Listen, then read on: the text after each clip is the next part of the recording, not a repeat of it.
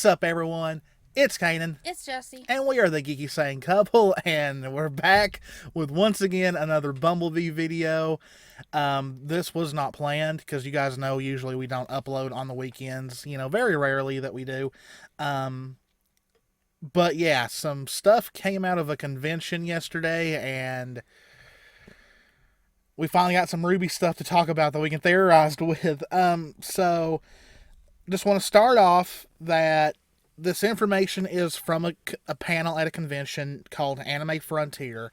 There was video taken apparently during the panel, but it's not been posted yet. Because I'm pretty sure the convention is still going. And so the people who videotaped it probably haven't had time to post it on Twitter or anything like that. So yeah. So we're going based off someone's testimony that was actually there. I'm not going to say their name or anything just in case they don't want the attention or anything like that. But yeah, it's kind of sent shockwaves through the Bumbleby fandom. So yeah, all four voice talents were there.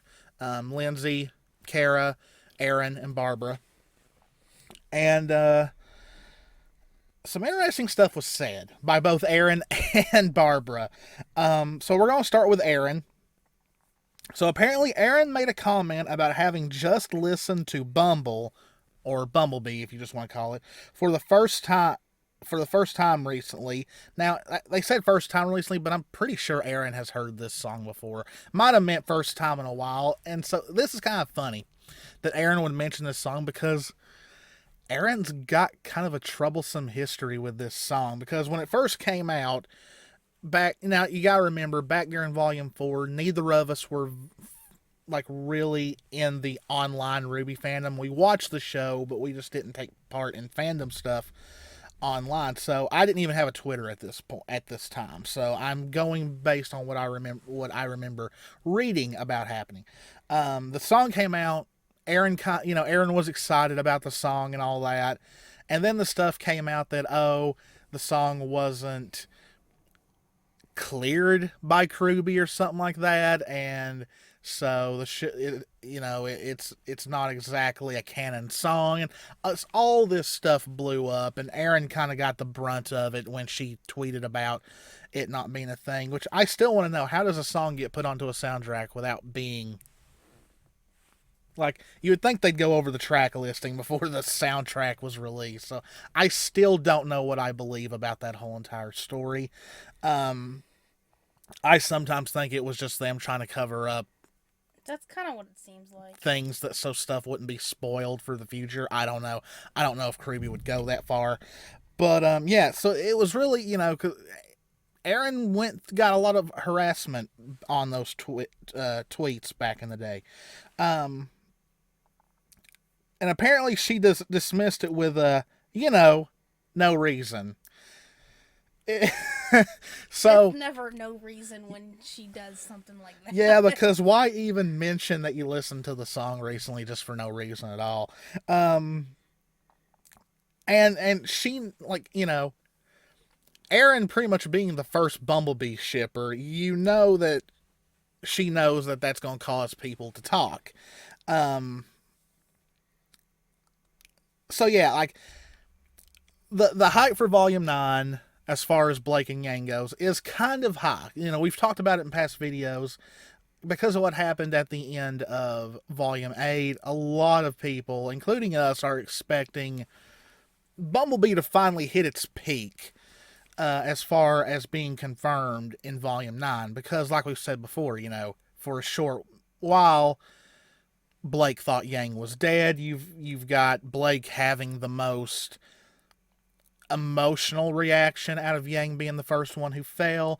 And the Volume 8's commentary kind of helped with that, because in the commentary, I believe it was Eddie who said, because I didn't watch the commentary through the entire episode, of course, me being Bumblebee trash, I fast forwarded to the part where Yang fell, because I wanted their insight on why Yang was the first, and, any inclination about, Blake's reaction and all that, her scream, because, Arryn talked about how, it was really rough on her to scream like that, take after take after take.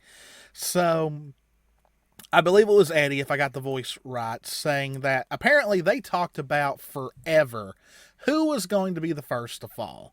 And they picked Yang for a couple of reasons. One was because Yang got a lot of focus in Volume 8, and so they kind of saw that as her send-off for the volume. Not in the series altogether, but for the volume. That was kind of the way they wanted to end Yang's story for the volume. Also, they pretty much confirmed Yang is the emotional pillar of the group because her fall would emotionally affect the rest of them. And of course, they didn't really mention much for Weiss, but they mentioned, of course, with her and Ruby, them being sisters and all that. And then, I don't know if this is the exact quote, but it was pretty much, and her and Blake have this really close personal relationship. I was like, well, thanks for that. So, yeah, we can go into theories about how it's going to happen in Volume 9, because they've got to do something. They can't have Blake and Yang reunite in Volume 9 and just ignore everything. They can't just, have them both be like, oh, hey, Blake, hey, Yang, and that be it. They can't do that. They're like, I will actually criticize them for bad writing at that point if they do that, because that's just not a good choice. It could be the cliche running into each other's arms, crying, and, holding each other, and then eventually something. It could be any. I don't care if it's cliche. If that happens, I'll be happy. But yeah, so that's got a lot of people thinking that she's listening to it because of something that's going to happen in Volume 9. Now, we get a little further. I swear, Barbara is amazing. Apparently at this convention, now, like I said, I've not seen video of it yet, but I think I don't know if anyone's confirmed it anywhere else, but there's really no reason to lie about this, because it could be something you could easily be found out that you lied about. So Barbara said Bumbleby was planned before the show even started. Now, of course, Barbara has alluded to this in the past. After that episode in Volume 6, she said that, it was on RWBY Rewind, and she was, pretty much asked, I forgot how the exact question was, but it was pretty much, is this confirmation for one of the most popular pairs in the show? And body language is a lot, can tell a lot. And you gotta remember, Barbara actually works for Rooster Teeth. At that time, she was pretty much just over social media. Now she's at a much higher position. It's creative director, ain't it? Yeah, she's creative director of Rooster Teeth now. But at that time, she was just the social media manager at that time. And she said, I don't know. And she wouldn't do complete eye contact with him first. It was very obvious she was choosing her words. But, she pretty much said around the lines, people want to think the fans had influence, but all I'll say is some things were planned from the very beginning. And then, of course, there was another convention. We've talked about this before. There was another convention where they were doing a digital panel, and, they were answering questions that were sent to them. And Barbara was like, why do so many people like Bumbleby? Because me and Arryn are awesome. And then she went, and maybe because it was written that way. So she's kind of dropped these hints ever since Volume 6. Yeah, she's under all of them are, but under non-disclosure. She can't say. That's why she has to be so careful with how she words things compared to everybody else. But it's just, Yeah, this is definitely news, but I mean, yeah, it's been something that's been said, but if it's been said over and over again, and Well, hearing that it's been planned even before the show started, that would be in like the character design development. yeah. So they saw these two characters and thought, Well, I mean, it also goes back to, the lyrics of Red Like Roses, Blake and Yang's was parts together and pretty the much others were being, separate. yeah, pretty much being the same sentence where Ruby and Weiss were kind of separate. But this is like the first time she's just come out and said that it was planned from the very beginning. Now, like I said, we've not seen the video. This could just be paraphrasing. Maybe Barbara worded it differently. But yeah, like I can't think of what else they could do with Blake and Yang in Volume 9 without them, like, just fully confirming what they feel for each other. Like,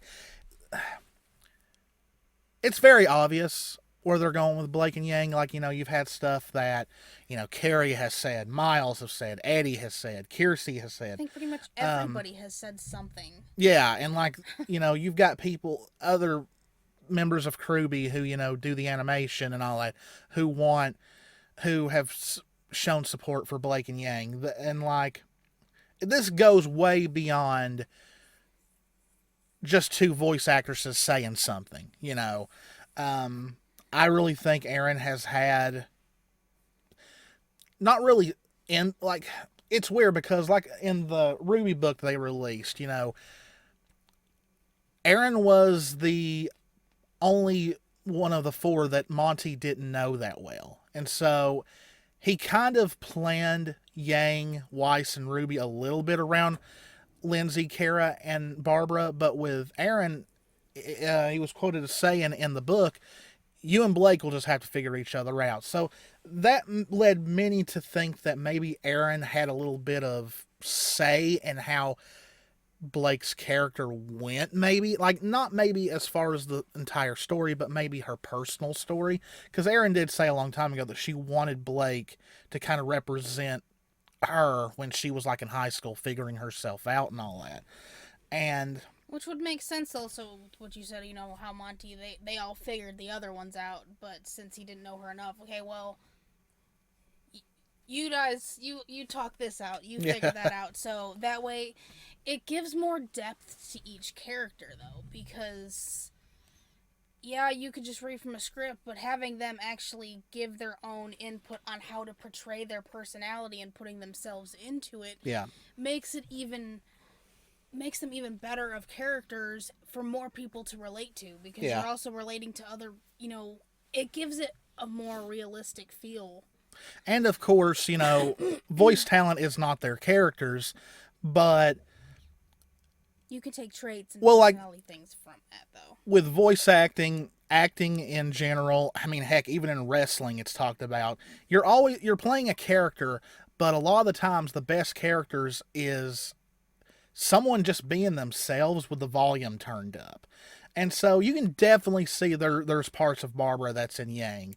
And the same way with Arryn and Blake, Kara and Weiss, Lindsay and Ruby. Like, there is several, like, I think to be a successful actor, even though I'm not an actor myself, so I probably don't know what I'm talking about, you have to put a little bit of your personality into a character to get. Now, of course, Your personality, because that comes from your heart, so well, you have to put yourself into that. But then you got people who play as villains. They're not those evil people, but they have personality quirks of themselves that could work with that character. Like me, I like to think that I'm not an evil person, but if I was an actor, that I have a pretty dark sense of humor sometimes. So And that would work for you. I could incorporate that into a character, even though if it might not have been written for that character originally, you could interpret a little bit of yourself into that. And I think that's something that, Yang doing puns, that's Barbara. That was definitely a Barbara thing, I think. So yeah, the voice talent is not their characters, but they do incorporate a little bit of themselves into their character. And that's what makes RWBY so special. You can tell that the four members of RWBY mean something to all four. Like, it's something that they personally feel towards. And that's another thing that makes RWBY so great. It started as a passion project in a way, and it still kind of is to a lot of them. Yeah, it's a job, I'm sure, But but it's grown way beyond just being.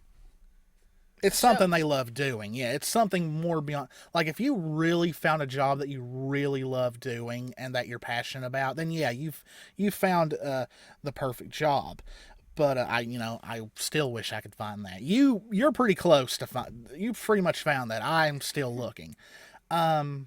Technically, it would be this, but we're too small to really do anything like that. We're getting there. But yeah. So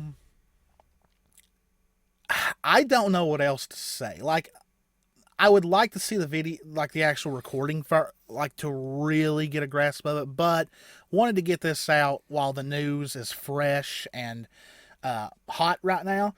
So yeah. So apparently Arryn's listening to Bumble for the first time in a while. And Barbara pretty much came out and said Bumbleby has always been planned since even before the yeah. So yeah, I there's not much else we can go over. That's really the news right now. And I just, it's weird. It seems like Arryn and Barbara talk a lot about Bumbleby. Before the volumes were, Bumbleby gets a lot of attention. Like, before volume 6, that's when Arryn did the whole, everyone's in love with Blake. Adam, Yang, Ilya, Sun, she talked about that, but that was pretty much people taking the confirmation that that Yang is in love with Blake. And then volume 6 happened, and boy, that volume 6, to this day, volume 6 is still my favorite. Not just because of Bumblebee for a lot, but man, the stuff that went on during and after volume 6, I'll never forget. That was some troubling times.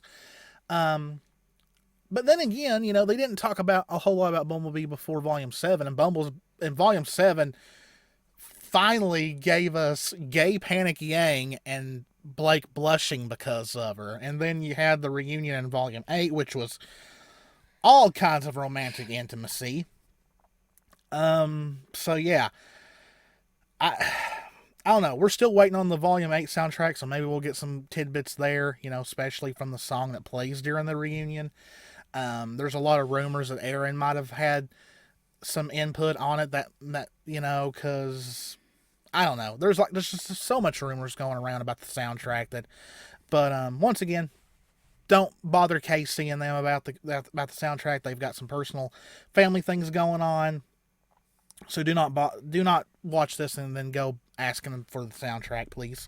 It's human nature to want something, but don't harass people for it. So yeah, not much to go on really, but I've been dying for any kind of RWBY news to come out to do a theory video on for Volume 9, and this was the first, Bumblebee and Volume 9, which we've kind of went over in the past, so there's not much else we can add to that.